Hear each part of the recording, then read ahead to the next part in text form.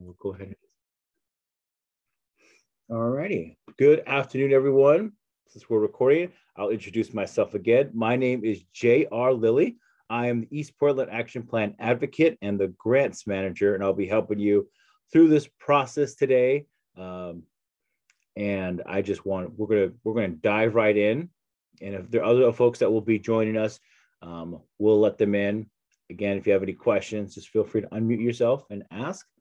But I'm going to jump into the presentation.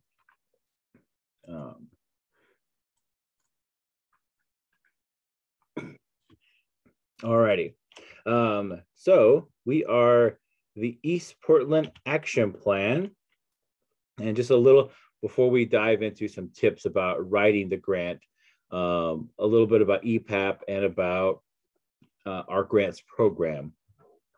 The East Portland Action Plan is charged with providing leadership and guidance to public agencies on how to strategically address community-identified issues and allocate resources for improving livability for the neighborhoods in East Portland. We have 268 action items. And if you're not familiar with the action plan itself, it's a very fun read. We have different strategic areas: housing, commercial mixed use, transportation, infrastructure, parks, economic development, public safety, community building, equity. We have all these parts in our plan. All these are areas. In each one of these areas, we have a list of strategies. So an example, our housing and development policy area, we have 6 strategies in which we're trying to accomplish.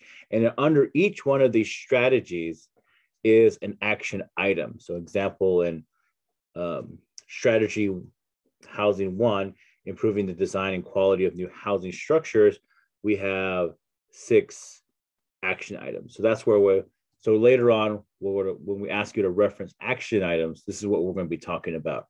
And our action items around, you'll list the strategy number and the action item number.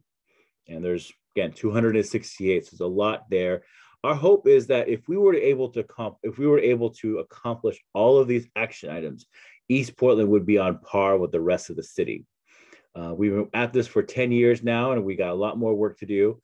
And at one point, we decided it's a lot easier if we, instead of just doing it ourselves, we ask the community to help.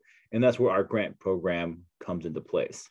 So we give away half of our budget to the community in order to help us accomplish these action items. Because realistically, a lot of organizations, a lot of neighborhoods want the same thing.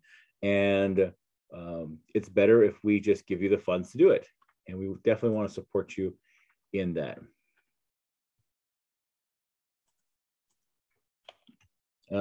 So our grants program, we have 3 official granting programs, which is our general grant, civic engagement grant, and a partnership grant.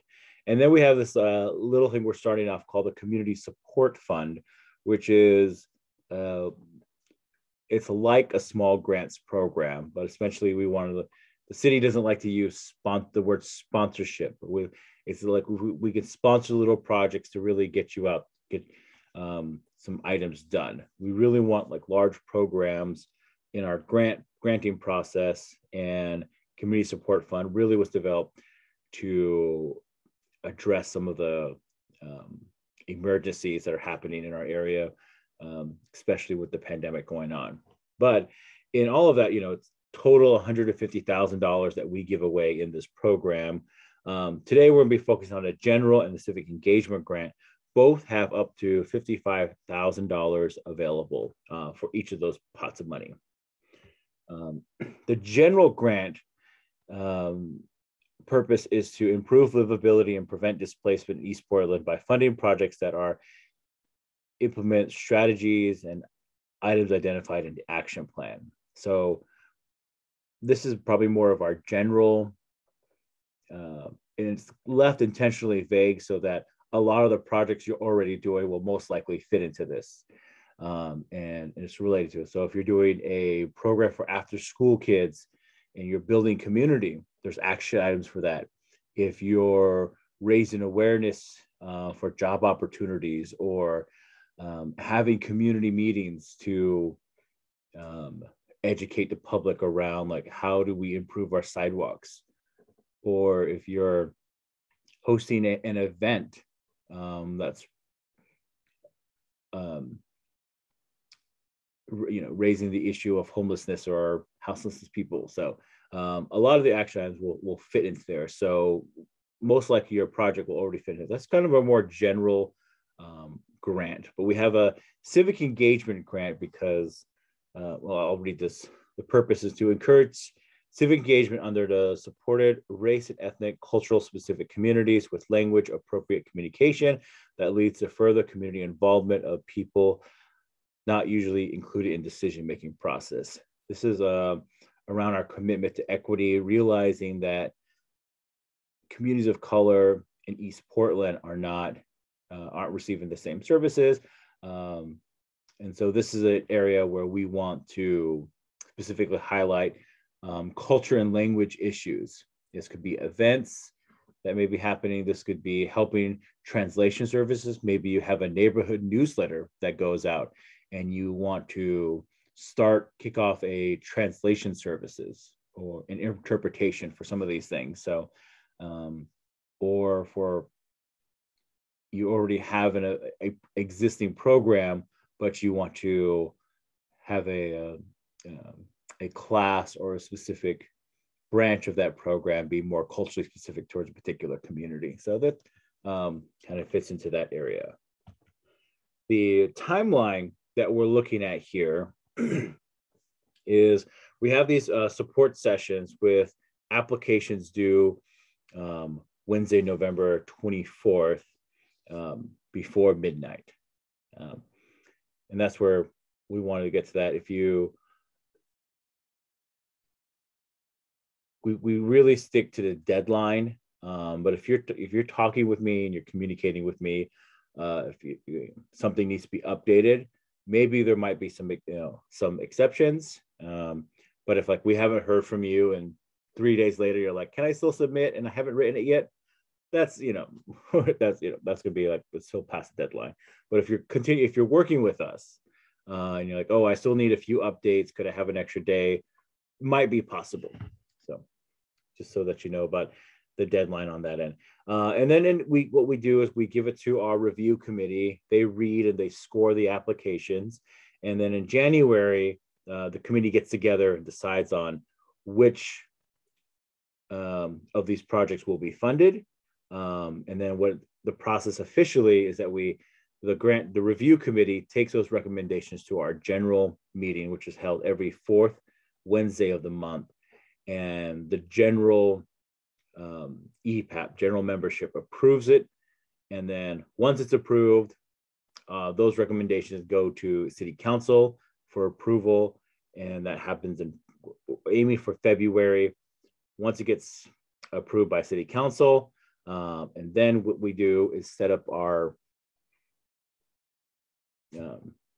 paperwork process, and we work to get you the funds. So that means the project funding begins in March. And these are 1-year projects. And we'll talk a little bit more about that. And then we have a reporting due either 30 days after you complete your project or 30 days after the grant period. We'll talk a little bit more about planning, but that's sort of the timeline we're looking at here. The process, and again, this is all information is in the application packets that are on the website. So grants are awarded based on the availability of funds and be decided by a community-based review committee. So if this is your first time writing a grant, or you're like, I'm not a professional grant writer, it's okay. The people who are scoring this are not professional grant scorers by any means. They're just community members just like you. And so that hopefully that takes the pressure off on like the folks will be reading this are people who live and work and play and worship in East Portland just like you do. So there's no you don't need to be super like professional on things. Just tell us what you want, and then we want like once we communicate to us what would you use these funds for? And we'll see what we can do. So that's the good part. It's based on a community-based review committee. Like I said, the scoring criteria is located in the back of the packet. So what the review committee will do, they'll use that criteria, that rubric, they'll look at your project through that rubric lens, and they'll score it. And that will be the sort of decision-making part for the review committee. So the review committee can't be like, well, I don't like this organization, or I don't like this neighborhood, so I'm not going to vote yes on them. That's technically not allowed. And these are city funds, and the process is you have to use the rubric. So whether you like them or not is irrelevant.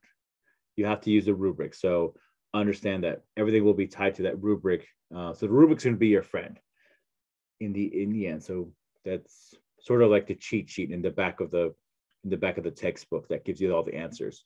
The review committee is going to be looking at that, and I'll show you where that's at. Just so you know, so immediately after the due date, I collect them all together and give them to the committee, and the committee collectively decides which projects to fund. The key thing is that we want to be sure these funds are for East Portland.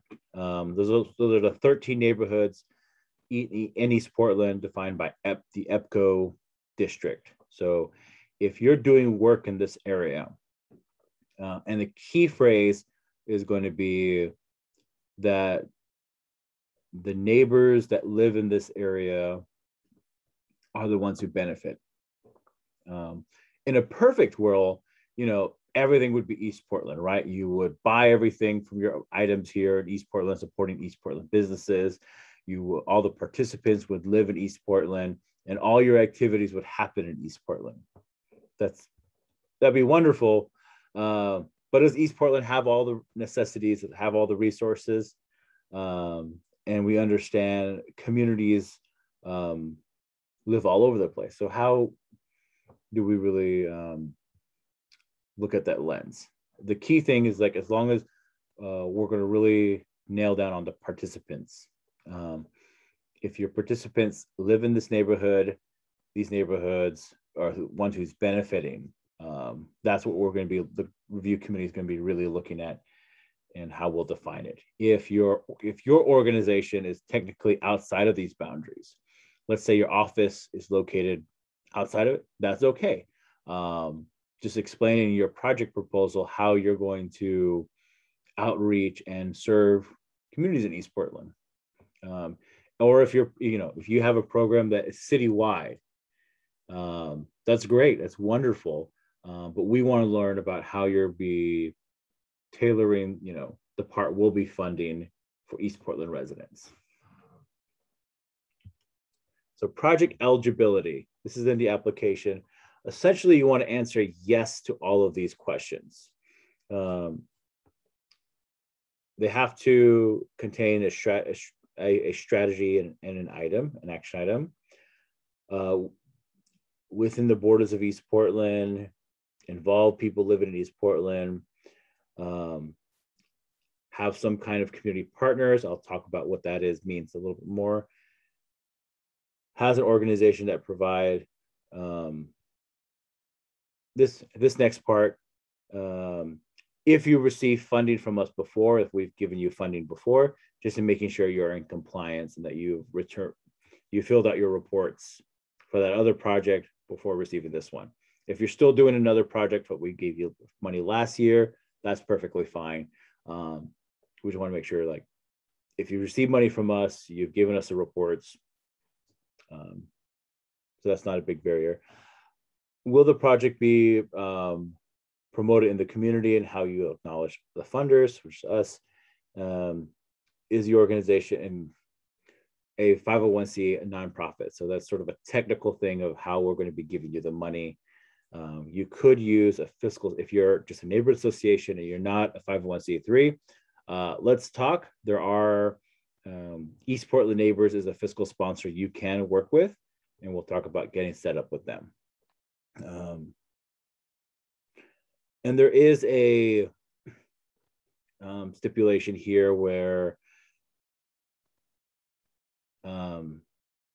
you can be funded by us 2 years in a row, and in the third year you have to skip. So if you got funded the past 2 years, this year you're not eligible. You have to wait till next year. If you want to check in with that, let me know. I can let you know about that. Funds may not be used for costs that may be incurred in preparing this application. All the costs have to happen. That's going to be billed to this grant have to happen within the grant period. Can't be used for direct social work, social services, emergency services, giving out personal youth, health clinics, some of these like really direct payments, ongoing general organization support, direct grants or scholarship or loans that benefit specific individuals, loan or debt retirement for the organization. Again, any expenses outside has to have, all expenses have to happen within the grant period, and it has to happen within the EPAP EPCO coalition office area. And we want to make sure if there is this part, the language is a little tricky, but essentially we want to make you using appropriate language translation and interpretation services. Administrative requirements. This is the technical side of the granting process, where these are City of Portland IRS regulations. So what we have to do. You or your fiscal sponsor need to have, be registered with the state of Oregon and be registered with the City of Portland. If you're not a vendor with the City of Portland, that's well applying, it's okay. What we'll do is we'll get you set up. If you get awarded and like, I'm not a vendor yet, if you haven't received money from the City of Portland, we can get you set up, but just note that we will get you set up on that. Proof of insurance is the biggest barrier we probably have, and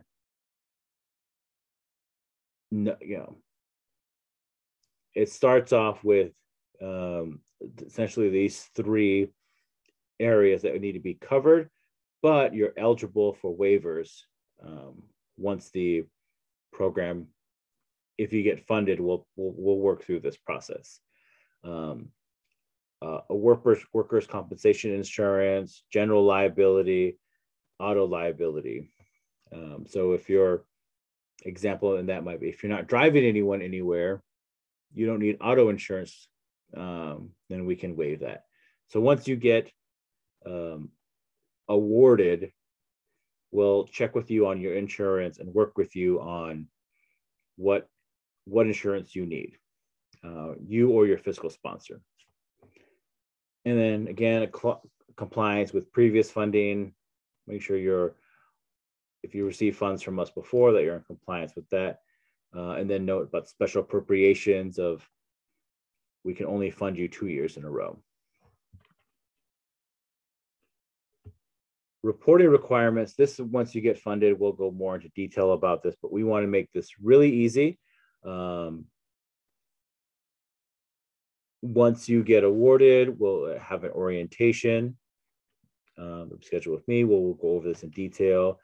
And we want a budget report form and then a 3-page evaluation. Essentially just tell us what you did and how'd you spend the money.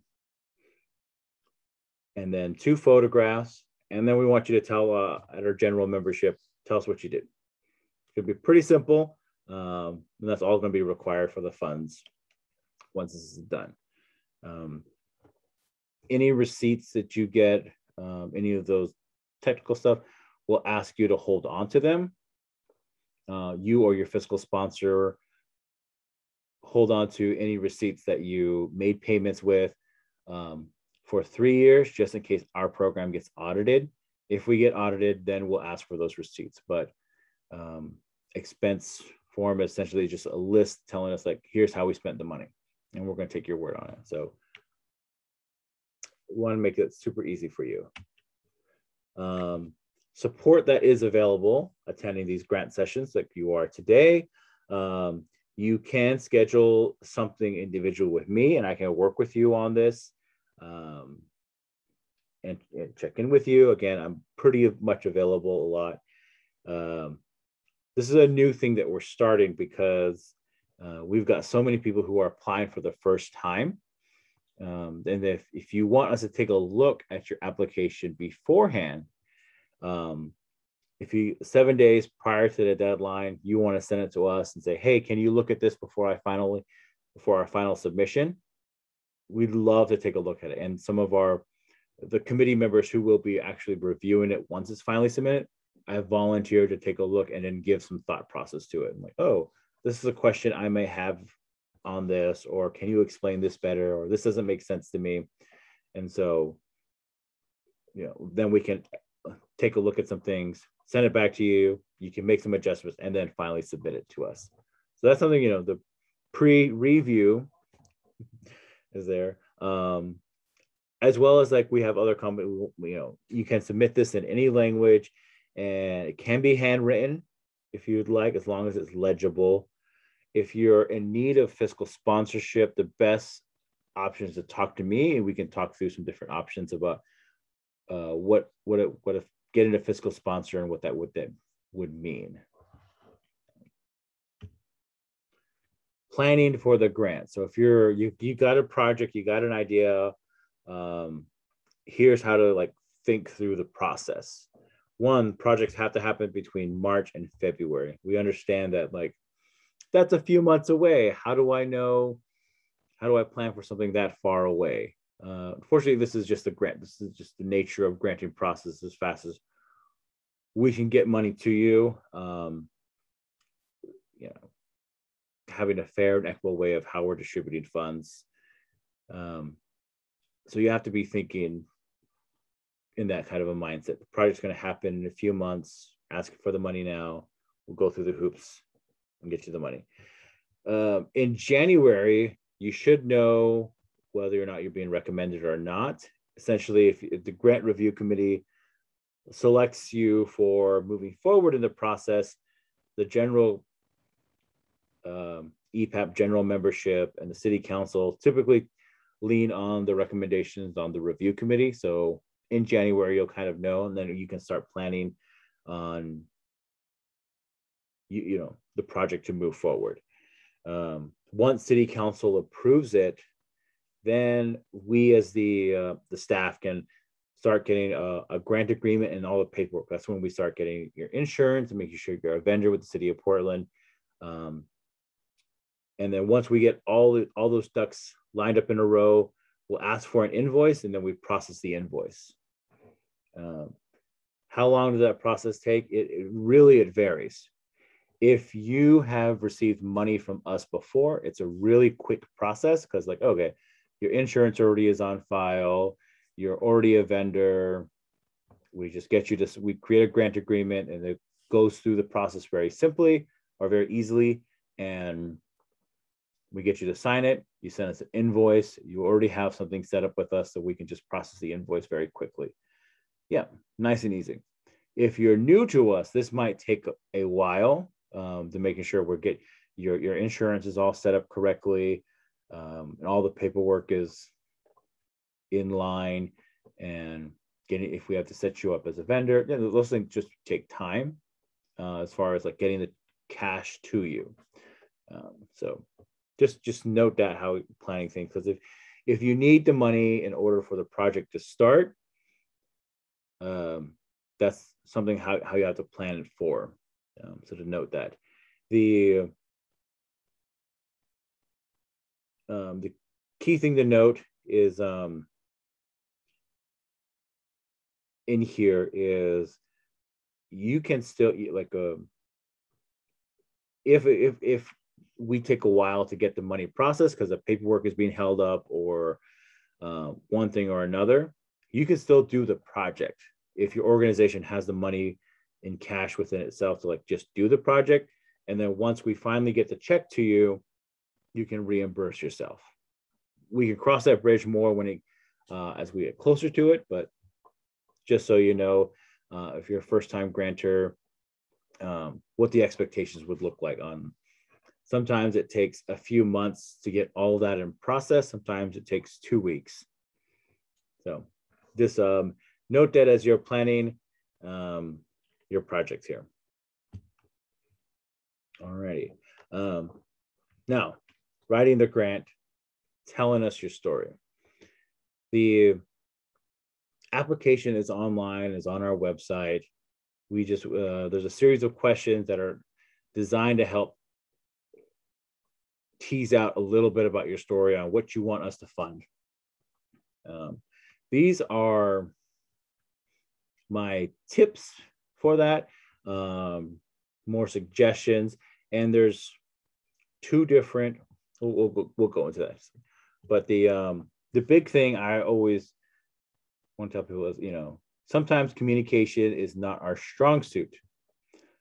Somebody may be writing down their application, and as they're reading it to themselves and writing it, they're like, wow, this is a duck. This is a duck. It's a duck. It's got a beak. It's got eyes. It's got feathers. And then a reviewer, somebody who picks it up, takes a look and starts reading it and says, no, this is a rabbit. We don't fund rabbits. We fund ducks. And so all that to say, communication sometimes gets lost in translation. And so here are some of the tips and tricks I have after working with our review committee on what they might be looking for and what would be a successful proposal. First part is the cover page. Make sure you fill this out. The key thing is going to be filling out that nonprofit tax ID. You don't need to submit your nonprofit letter with this, just as long as that tax ID checks out, just fill it in right there. The summary, just be real quick, like a 2-sentence situation. We are going to buy books for kids. We are going to have a bike riding program at the Gateway Green. We are going to take kids on a hiking trip on Powell Butte. So something real simple that, because what you want the reviewer to be able to say is like, oh, that project that's taking kids up Powell Butte. Okay. And if they know what it is, and it's, this is just a quick summary to help, mainly just to reference it all. There's 2 grants, and each of these grants have their own set of questions. The general grant, they ask for a narrative and a budget. So each of the narratives questions are designed to help tease out what your project is and to communicate what it's about. So there's a general and then the civic engagement, 2 different questions.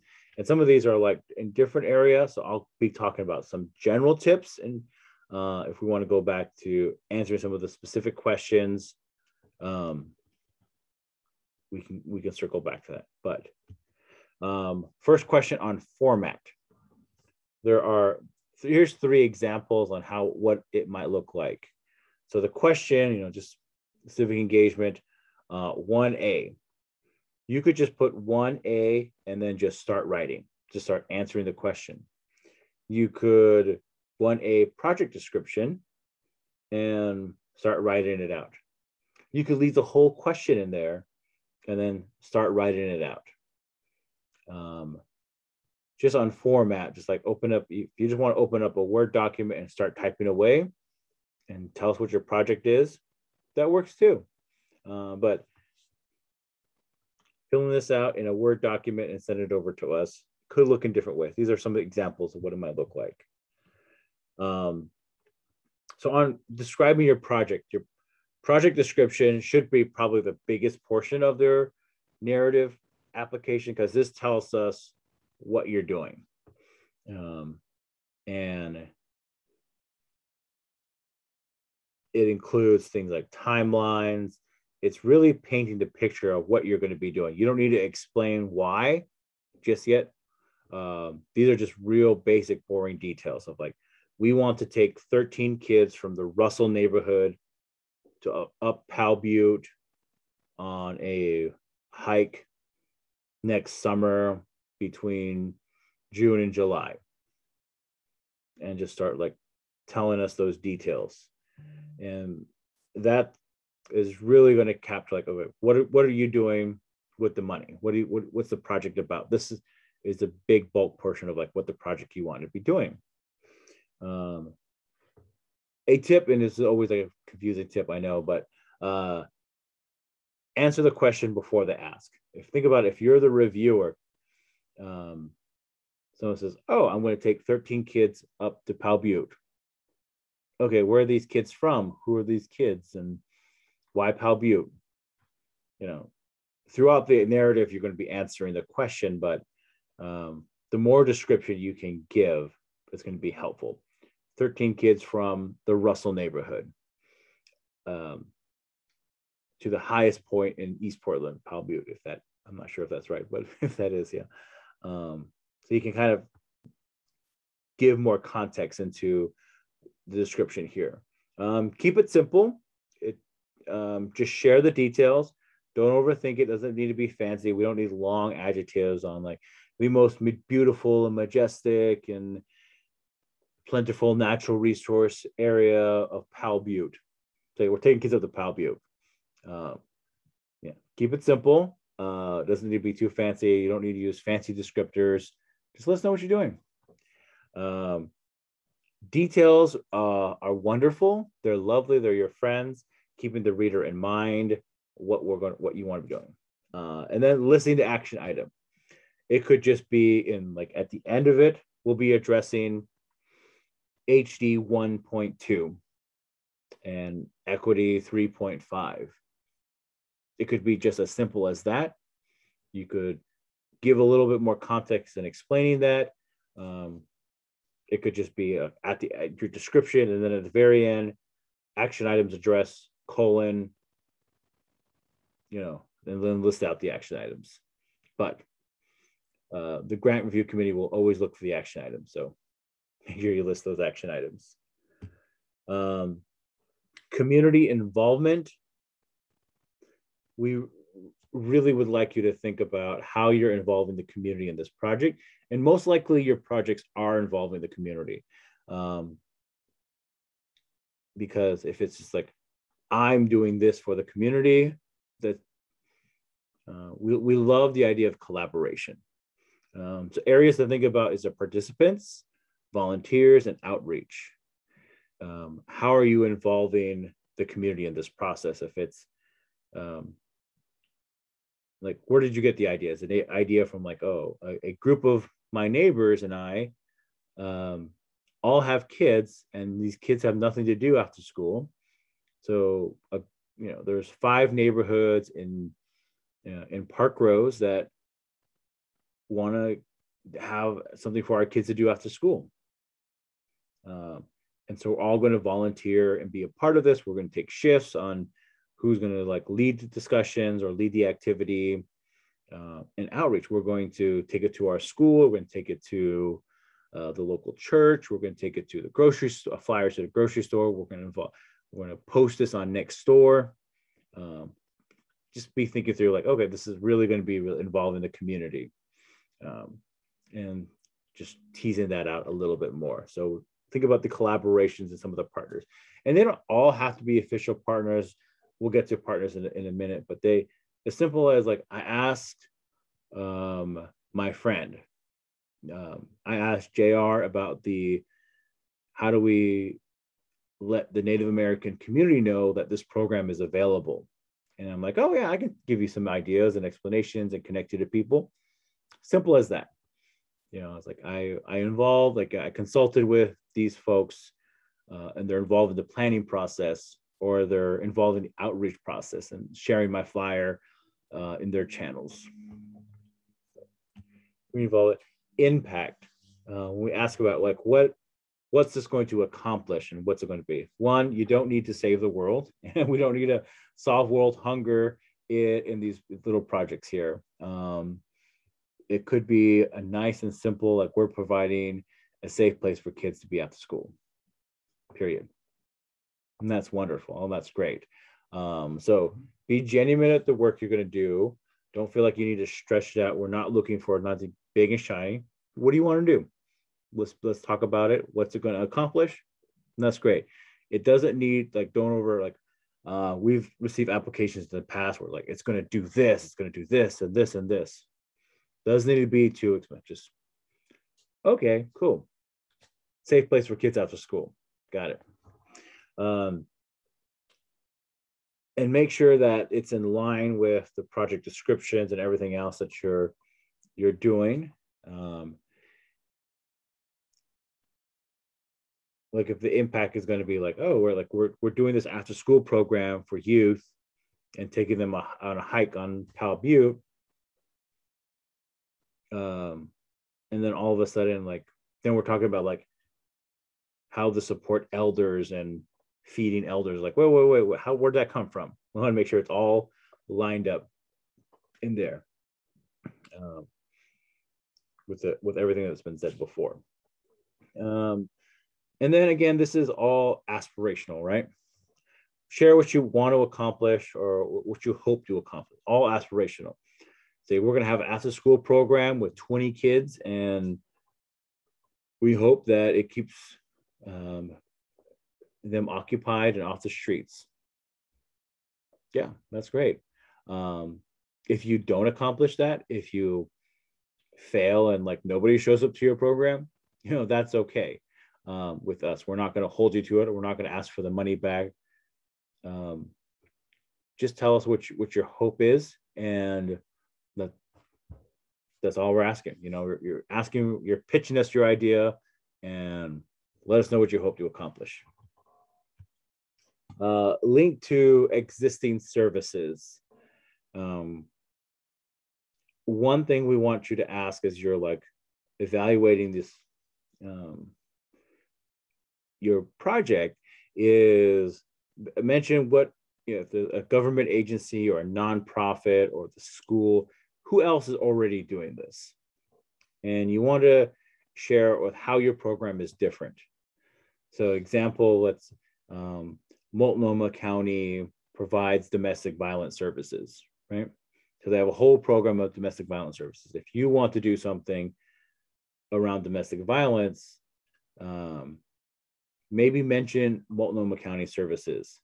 And that's like, well, and say that your project is more culturally specific, or it is serving a particular niche of the community that's not being reached by the larger services. So your program exists because this particular demographic is not being reached, or your neighborhood isn't being reached, or how are you partnering with that existing service, because the last thing we want is when a reader, when a community member reads your application is like, what do you mean? Multnomah County already provides the service. Why would we need to fund this when the county already provides it? To help share that part of the story of like, we need this program because the county's services aren't reaching us because of X, Y, and Z. So help kind of tease that out a little bit more. Partners and resources list. We'll ask you to list all of your partners in several areas. If it's listed in here and it's listed in your budget and all these other things, that's great. That's perfectly fine. It could be just a simple list as like, example here, EPCO they'll be provided a space for meetings. Nothing more than that.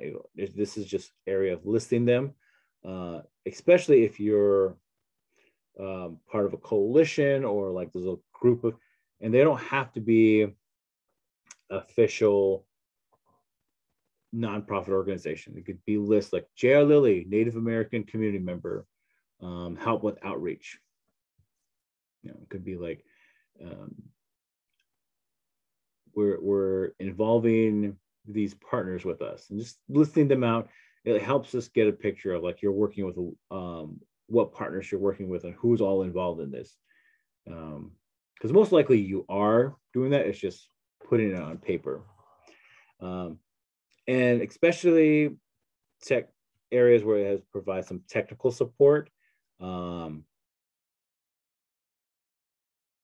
an example of this might be like mental health services. Like we're going to be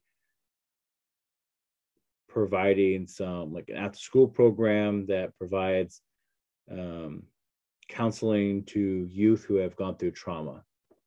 That's something that the committee, when they read that, has questions, right? Like, oh, wait, are they qualified to be giving counseling treatments? Are they qualified to lead these kind of sessions?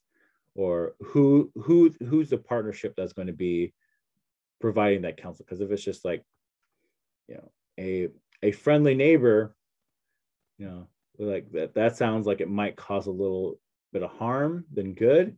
It doesn't sound good. So you want to be like, okay, these technical services, we're bringing in this professional to provide this service, or we're going to bring in this community health worker to help us out, or this doctor who's going to give us the explanation behind this, or this expert.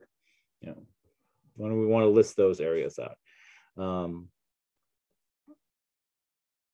Yeah, so many partnerships help, you know, many hands make light work. So the more partners you have, we see it as a benefit for helping you accomplish your project.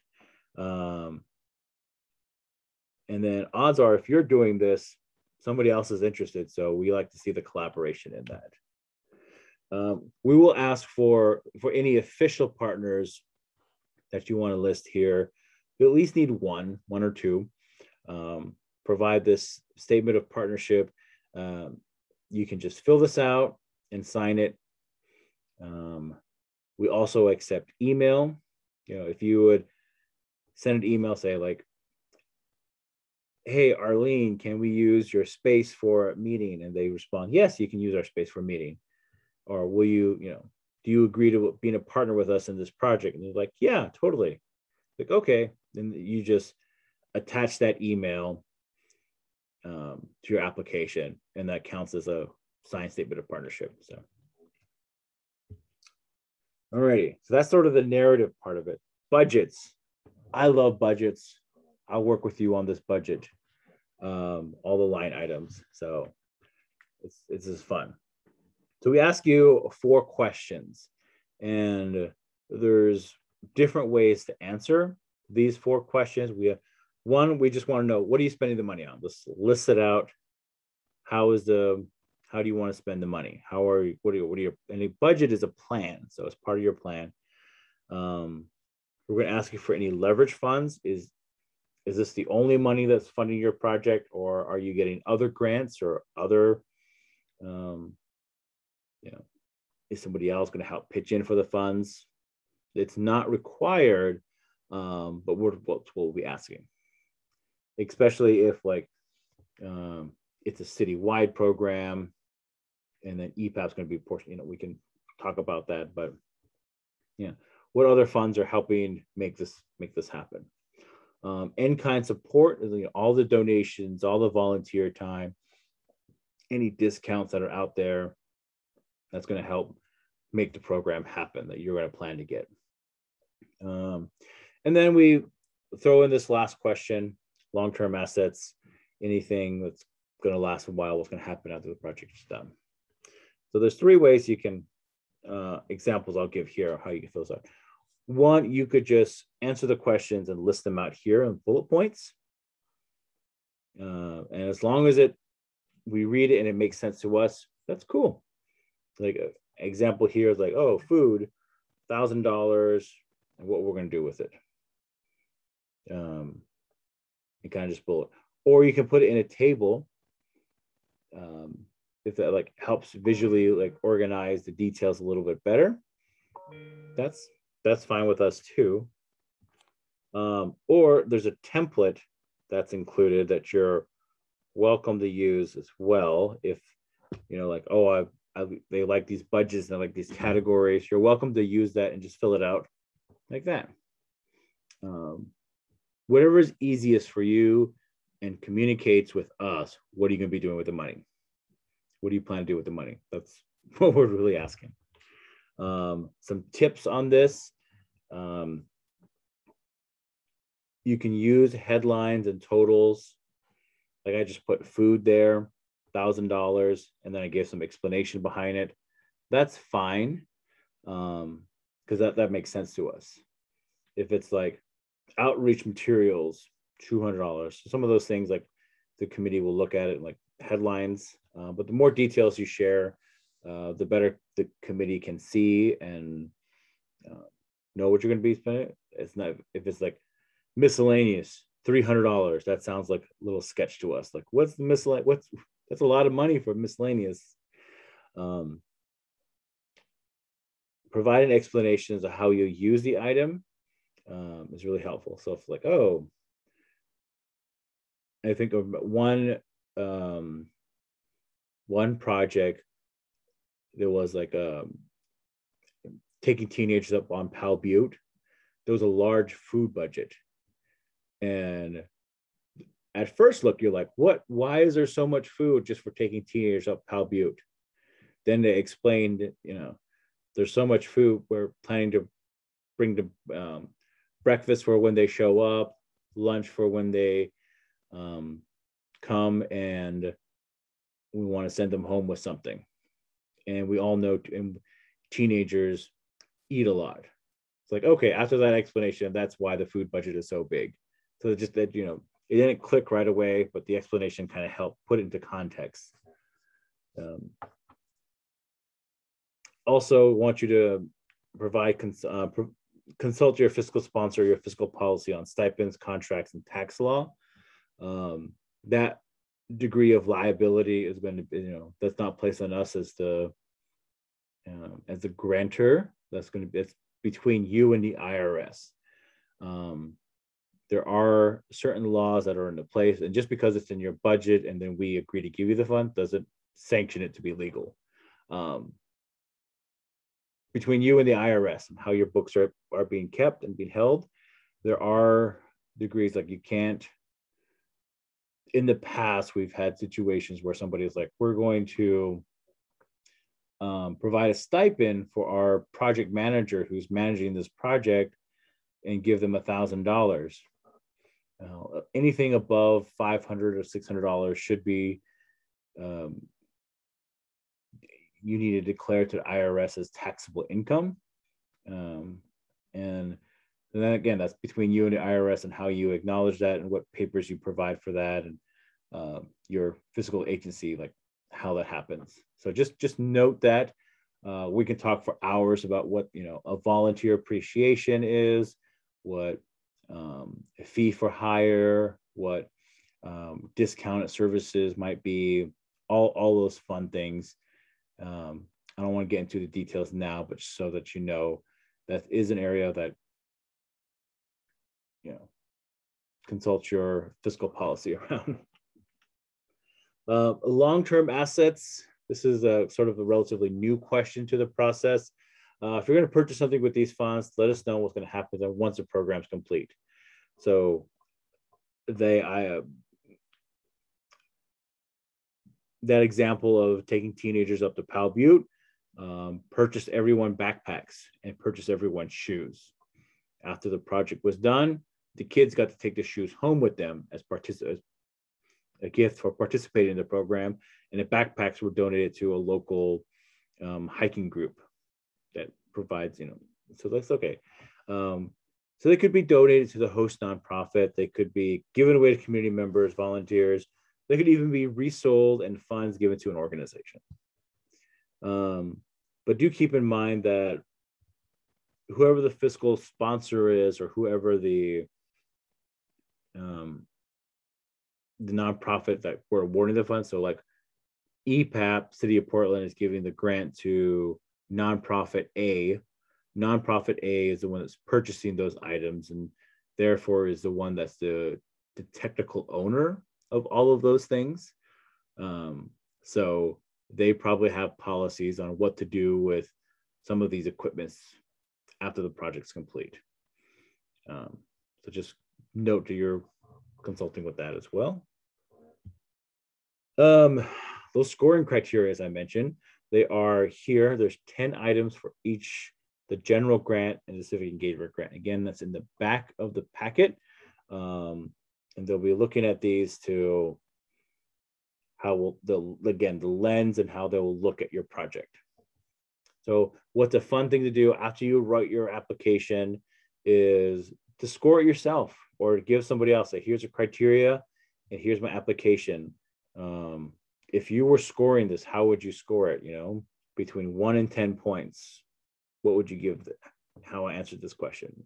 Between one, that's always just a fun thing to look at.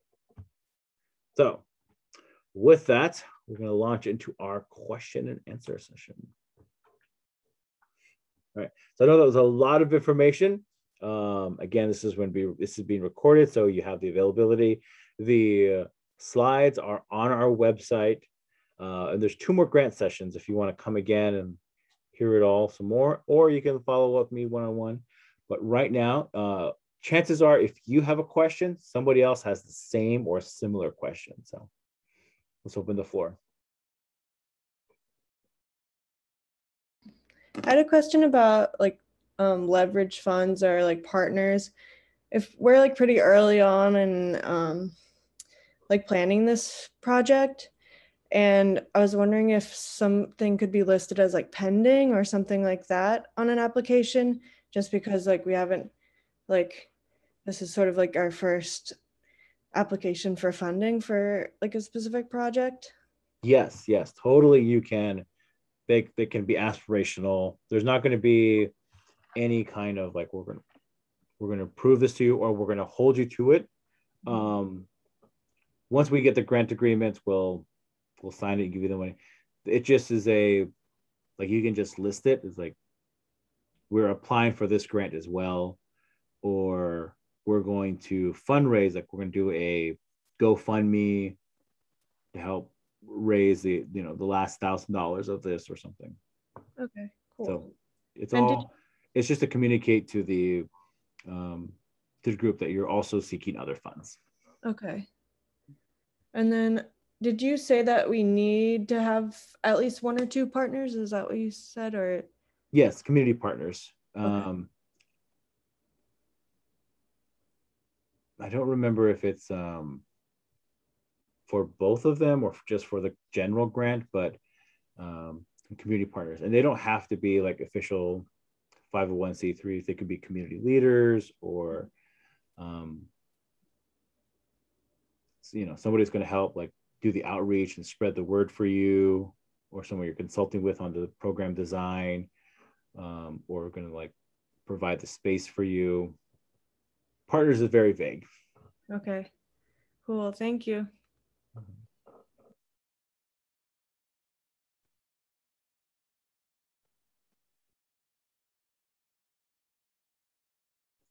Okay. Any other questions?